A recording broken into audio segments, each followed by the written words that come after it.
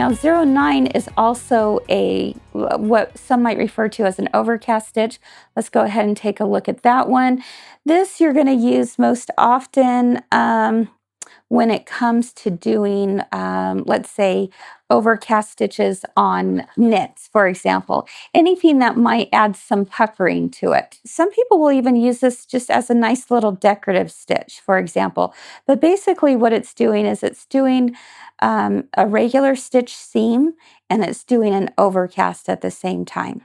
Okay, that's the same going to be with stitches number 10 and 11. 12 is going to do an overcast stitch twice. That would be the difference between 11 and 12. You look at this and it looks almost the same. This has a double stitch zigzag on here. So let's go to number 11 on our machines.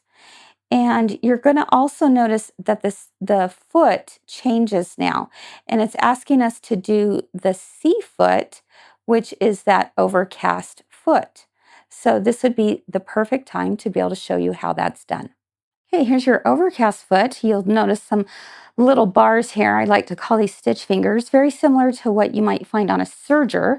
But this is what's going to allow the stitch to come up and over and not have any puckering, which is really nice.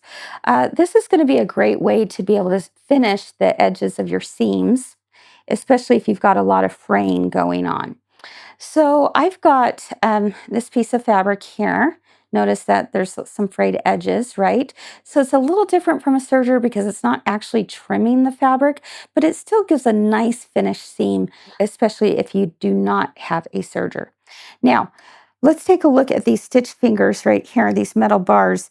What I want you to do is actually line up the edge of your fabric according to the edge of those bars here.